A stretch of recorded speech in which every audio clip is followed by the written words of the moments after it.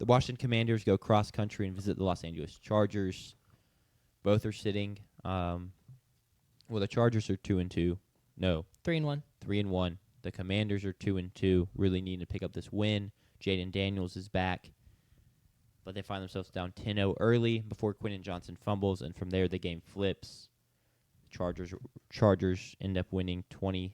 No, holy crap! The Commanders end up winning 27-10. I botched that so badly. Big win for my Commanders.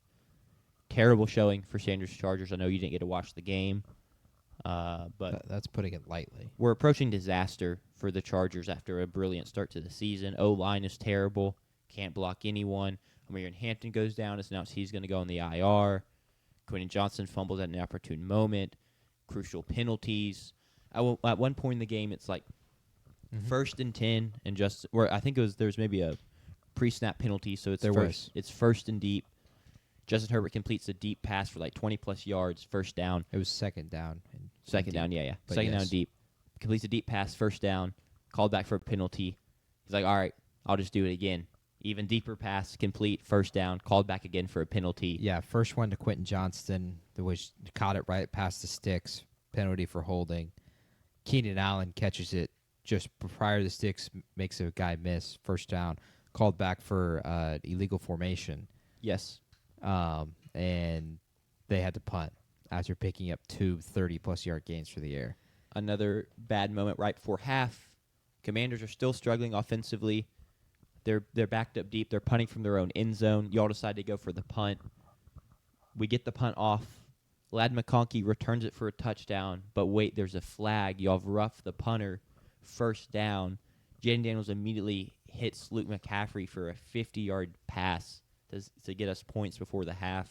We shout out Luke McCaffrey. That was a great catch and a great ball. Yes. Just great stuff. And then second half, it just kind of became ground and pound with Bill Krosky-Merritt. There's a critical moment where clock is pouring rain out there. Third, I think it was either 3rd or 4th down. Chargers decide, I think it was 4th because the Chargers decided they were going to go for it. Yes, it was 4th and 2. Chargers decide they're going to go for it. We decide, okay, we're going to switch our package out, and they sub a guy out, and Tyler Conklin's supposed to come in. I saw this And play. Herbert is just sitting there waiting for Conklin to come in, and we didn't really get a view of that because they were just showing the huddle. But Herbert is basically saying like this, hurry up, get into the huddle because they have to call the play from the huddle so Tyler knows what it is. This is so bad. And I he saw rushes this in play. really late, and then it's thrown to Tyler Conklin. And right before he goes to catch it, he wipes his hands on his pants to get like sweat or whatever It was off his towel. He had a towel in his Okay. bag. Yeah, it goes behind the back for the towel, which and is it even worse. goes right through his hands, and because he doesn't get him up It in was time. so dumb. I'm so glad I didn't get to watch this game. I might have lost it. It was We have another moment, too, in the game where, and I don't know what the hierarchy here is supposed to be, but Justin Herbert's talking to his offensive line, Yes. trying to identify who's hot, and then Bozeman, the center, just goes and changes what Patrick Mahomes just told him to do and swaps the slide to Justin the other Herbert? side. Yeah, Justin Herbert. Sorry. you good. And slides it the other way. Correct. And so they're just... And so Herbert identifies a guy who's blitzing off the right side, and tells the protection that, hey, we've got a guy blitzing off the right side. We've got to shift right. Their center says no right before he snaps it, so they don't go to that protection, snap it, and the defensive tackle just runs through. It's a complete bust, and Herbert gets pressured immediately. So just awful. Yeah. Genuinely awful football from the Chargers. And a good game from Jaden Daniels. Yeah. A great game from Bill Krosky-Merritt. He had 5 or 6 missed tackles. He forced 6 missed tackles, resulting in 55 additional yards after those missed tackles. So he was incredible. He well-deserved player of the game. Thankfully, I've held on to him, and now I can really sell him high here in the next few weeks with fantasy football, or keep him, especially if like Saquon gets hurt. But he was incredible. Deebo Samuel has been. He's been playing great. It's been a great savvy pickup from the front office. Yes, he's just been perfect, and he's played so well. He goes 8 of his 11 targets for 96 yards. He was incredible. Jane Daniels was great. Herbert was fine, but it just Didn't have a chance, really. didn't have a chance. He had plays called back due to penalties. You missed critical plays at key moments. You, again, could not run the football. Yeah, pick on the against- goal line. Yeah, pick on the goal line, which was bad. It was a bad showing from the Chargers, a great showing from the Commanders. It got so bad at one point, Deebo Samuel and Jaden Daniels are practicing a touchdown celebration before the play and then proceed to throw the touchdown and then celebrate in the end zone. I saw that. The game was the game ended up being that easy for the Commanders. A team that I was dogging on before this game, basically saying the vibes are low, we're not playing well defensively, and the Chargers basically said we'll do you one better and basically bad perform you. And it's just a huge win for the Commanders to get to 3-2. Yeah, and now Marion Hampton. The injuries have just gotten to, and it's crazy that I was expecting injuries to come. I really thought it was gonna be Keenan Allen, and that might still happen. He's due. But it's It's kind of coming. it's crazy that all these young guys are the ones going down. Najee Harris in his mid-20s. Marion Hampton goes down. Linemen are getting hurt. It's Joe Walton, Slater are both really young still. Mekhi Becton. He's probably drafted in like 2019. He's so pretty injury plagued, though. That's Yeah, one you that kind is of see true. coming. Yeah, the offensive line injuries hurt them. The Commanders averaged a 2.25 second time to pressure against the Chargers. 9 of their 13 pressures were under 2.5 seconds. So, snap, pressure. Yeah. That's how much time Herbert had on a lot of them. And speaking of Jane Daniels, he now has become the fastest quarterback in NFL history to reach 1,000 career rushing yards. Shout out him. He's so Y'all good, talk about the man. Commanders. I'm gonna be right back. I gotta do something. Okay. He's had a tough start to the season. Obviously, with the Yeah. injury, didn't help, and then he was not necessarily great statistically against the Giants, and of course, bad against the Packers. But I think that was such a huge game for Washington in re-solidifying them as one of the contenders in the NFC. Sure. Chargers played terrible, but you won that game going away. You never really let them control the game, and I think the biggest concern coming to the week was Jaden with coming off the injury and with how well the Chargers were playing defensively. Jaden was going to get eaten alive like he did on Yeah. Thursday night against the Packers, and that did not happen. The offensive line of the Commanders is slowly coming around after a brutal first couple weeks of the season, which they were, Packers defensive line and Giants defensive line. But we're slowly circling back around. Sam Cosme's finna be back at guard, which is going to be huge. Massive. Connerly's progressing well at tackle. There it is. Crazy time to unveil it. That just came in? No, you see what happened was I got it, and then I took it with us to College Station. And then I was like, well, I'll break it out if we win. And then we lost. And then I was like, well, this is kind of depressing. I don't want to break it after a loss. But then I was like, that makes me sound like a fair weather fan. Sure. So I'm rocking it because I'm still a Chargers fan. Justin Herbert's my guy.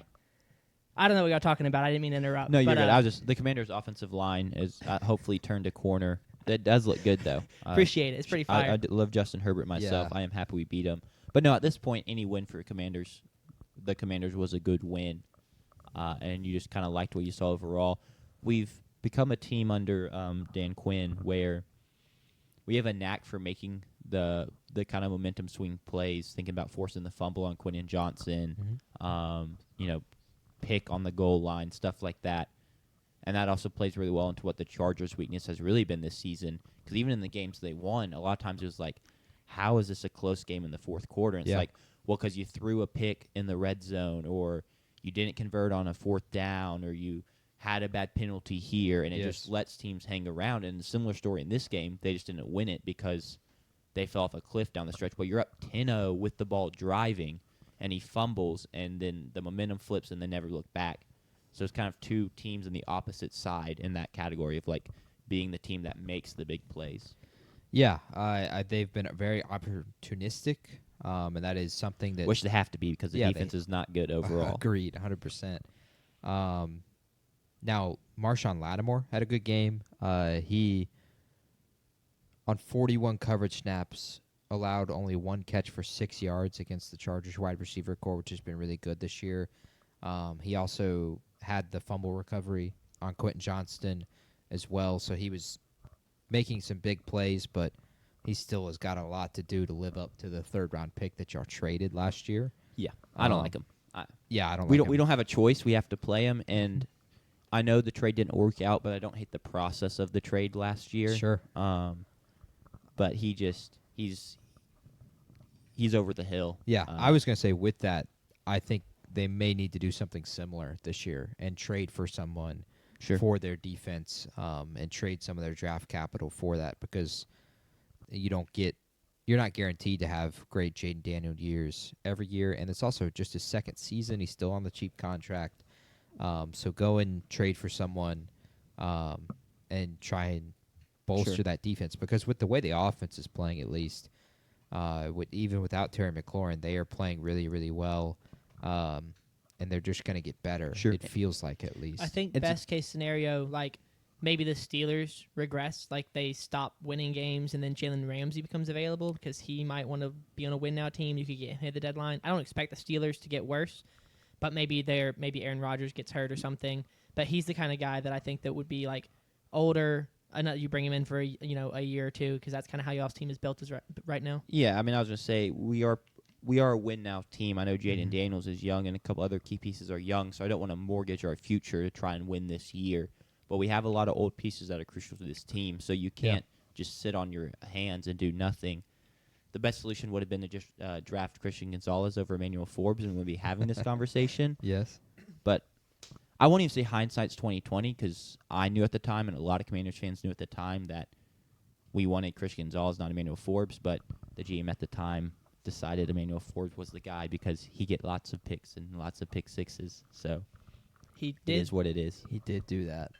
He did. Against your Aggies as well. He stepped out of bounds on that one, but it I happens. disagree. I had a perfect view of it live in person. I was right there as well. So Live in living color. one of the few games I've been at. Big win for the Commanders. They moved to 3-2. The Eagles losing. Now they're just a game back of the Eagles, and that did not feel like that was going to be the case after you lose Thursday night and Jaden Daniels is hurt. So that's a good thing for the Commanders. And also, you knew it was going to happen because the football gods said so, and the NFC East is not going to have a repeat division winner this year. 100%. So you knew the Commanders were going to turn it around at some point, and maybe it's still the Cowboys. Who knows? I was going to say, the Giants will win this division before the Eagles win this division. Like this Okay. year. Well, just Yeah. because, like, Yeah. Okay, I see what you're saying. Yes. based off the logic of, no repeat winners. Before we end this segment, Sanders, I feel like you're getting a crash course on being a Chargers fan, as Yeah. this is year one. Yes. You've talked about it briefly, but like your thoughts on this team, what you need to kind of see for the turnaround to happen. Is there any hope? It feels exactly like being a Mississippi State fan right now, and that is we're just getting absolutely screwed by injuries. And I get that injuries are a part of football, but to have 3 offensive linemen be hurt by week 3 is not great. Now our our running backs 1 and 2 both hurt. One out for the season, the other got put on IR, and Marion Hampton. It's not good.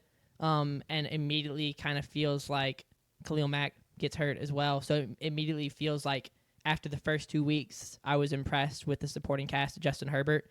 And now it feels like, well, they're all hurt, so we're kind of back to not having a great supporting cast. The weapons are still good with McConkey and Johnston and Keenan Allen. And I will say this, is I'm just looking at their schedule. They go to Miami this weekend. And then you get the Colts and the Vikings both at home, and you go to the Titans.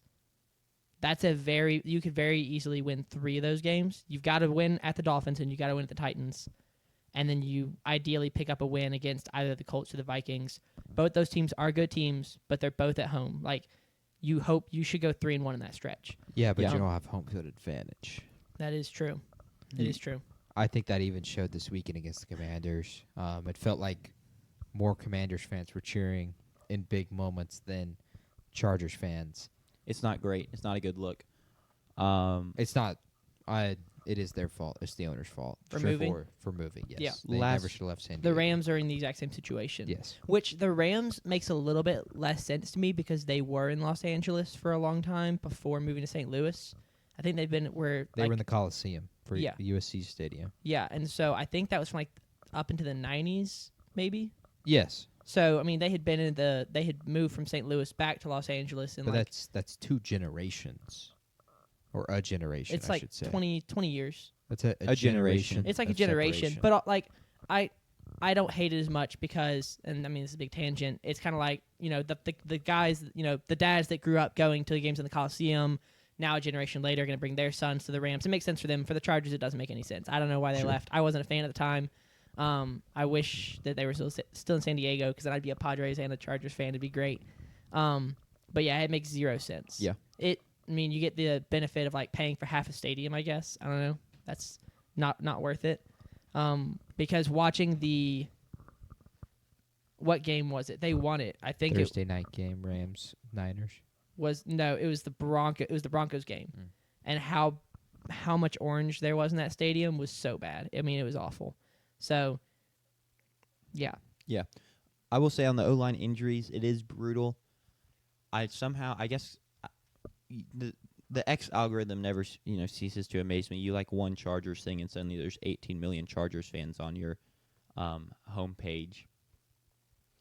But a lot of fans are pissed at the GM and Harbaugh for not doing more to prepare the O-line for this in the preseason, because the interior O-line was bad last year, and all I did was add Mekhi Becton, who's injury prone. So obviously losing your tackle sucks, but they're still pretty upset overall at the lack of fixing last season's issues. So I don't know if you have any. Sorry, I if was you reading a agree or tweet. What did you disagree. say? A lot of Chargers fans are upset at the GM and coach, Yeah. Harbaugh. I don't know the GM's name, but for not doing more to address the interior O-line in the offseason, Mm-hmm. because it was bad last year, and all you did was sign Mekhi Becton, who, shocker, got hurt, as he normally does, and they didn't draft one. And obviously they didn't know that all pro tackles were going to get hurt. But they're just very frustrated with that, and they feel like it's a problem that could have been at least somewhat avoided in terms of the interior offensive line not being this terrible. Yeah, I will say, I mean, offensive line is like one of the hardest positions in football to address, just because there's so much demand for them, and also I don't know if there's a shortage of good offensive line or if the large demand makes it feel like there's a shortage. So that's the one thing I'll say is like addressing offensive line is hard. I've seen people mad about other mistakes, like not re-signing Poona Ford. He had a great game with the Rams on Thursday. Was that Thursday night game? Yeah. And people were posting highlights of that, being like, I can't believe we let this guy walk. He was super cheap. So I do think there's frustration with how the team is being managed. But offensive line, that's when you've got 2-star offensive tackles and you know you're going to have to spend money on them to extend both of them. Or I don't know. I think they're both still on their rookie contracts, right? Slater got the Did Slater payday get and his? then got Okay, hurt. Slater got extended, but you're going to have to extend Alt, or at least you expect to if he continues to be elite. And so I can see why you wouldn't want to spend resources on an interior offensive line when you think that the guards or the tackles are enough to kind of make up for some of the shortages interior-wise. Yeah, that's what happens when you try and have people make up for other issues, other shortcomings. Well, I mean, every NFL team has shortcomings. Yeah. So, like, you just kind of have to do what you can. Lesser shortcomings than the Chargers' offensive line.